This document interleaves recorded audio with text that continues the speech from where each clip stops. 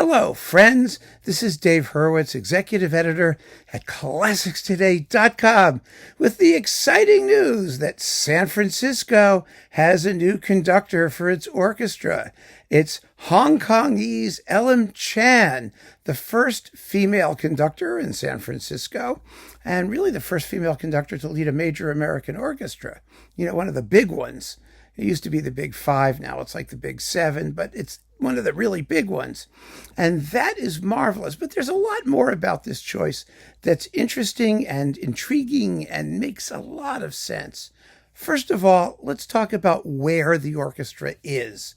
It's not in a good place, or it wasn't in a good place. From what I read and understand, it's back to getting into a better place.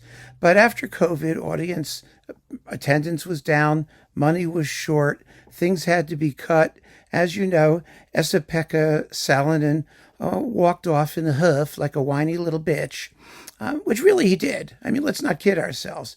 I mean, here's a guy who's grown up in the European patronage system and is used to just having money to do whatever he damn well pleases. And if he didn't get what he wanted, then it was the orchestra's fault because, you know, they didn't have the necessary artistic commitment to take totally unnecessary tours of foreign countries and fling money at his projects. And you know what?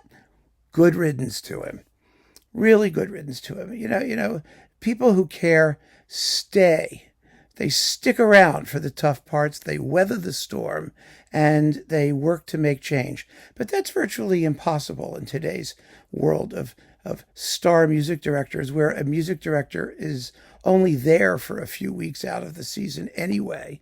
I mean, they don't do enough work to earn the title. And Ms. Chan is not going to do that either, it seems. I mean, we'll talk about more of that in a minute.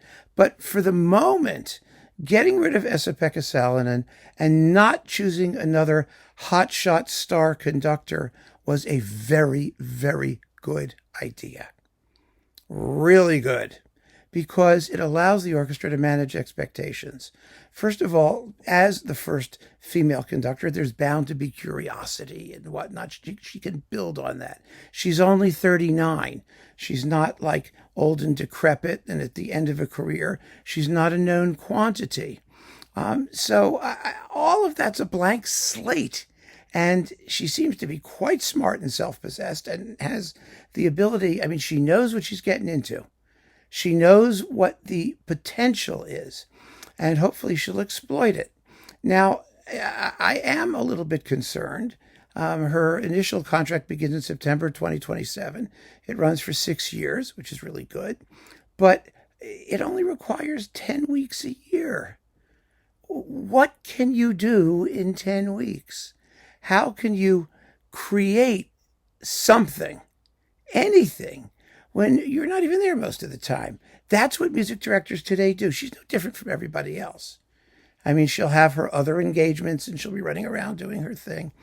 What really is going to matter is whether she decides, and I encourage her to decide, to commit to this orchestra and this community and to do something with it, as some of the other wonderful conductors have done, like Joanne Falletta and people, you know, Marin Alsop, who was in Baltimore. Not just female conductors like Simon Rattle did in Birmingham. If you want to make something, it's there to be made. You've got unimaginable resources, both financial and artistic, and the goodwill of a community, and all kinds of, I mean, everyone's going to be rooting for her. And it's going to be up to her to indicate that she cares enough to want to make a commitment to this orchestra. And then things can happen. Wonderful things can happen. But it's not going to happen if she's only there for 10 weeks a year. I just don't see how it can. Michael Tilson Thomas was, of course, a marvelous example of a conductor who was completely committed to his orchestra and to the community and still managed to have an international career and do plenty of other things. Don't get me wrong. But he was known as the San Francisco guy. And she can do the same. And I hope she does. I really, really hope she does. I think it's a very, very exciting appointment. I think the orchestra was really, really smart. Not to go for a hot shot, not to go for someone who, an uncontrollable ego, or somebody who they don't have a chance to ask to make the commitment. Who's too big for the city, too big for the orchestra, too big for the job. The truth is, no one is big enough for a job like this. It's a black hole of responsibility. It will suck in whatever you give it and ask for more. That's the nature of the beast. And so it's going to be wonderful, actually, getting to know her, getting to see how she operates in the city, getting to hear her performances, her music, her preferences. She has interesting ideas about programming.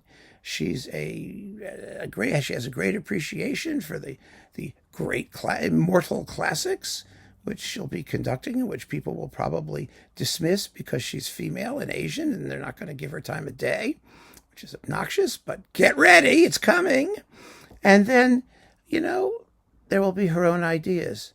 If she can put together really exciting seasons with the San Francisco Symphony, it'll just be great. But 10 weeks, I don't know. I just don't know. I don't know if the system is set up to handle that kind of dedication, or the kind of dedication that makes for stupendous musical results. Michael Tilson Thomas achieved them. Esa-Pekka Salonen once in a while. And she's got the opportunity to really create something fresh and new.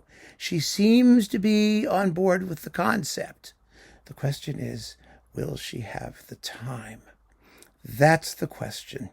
So, well, stay tuned and see. But for now, I'm really, really hopeful. This is exactly what I think these orchestras ought to be doing. They should be taking some risks. They should be finding people who are not the same old, and they should allow them to run with their ideas, assuming they have them. And they should make sure they have them before they hire them. That's the idea. So keep on listening, friends. It's a good time, I think, to be following the orchestra in San Francisco. Take care.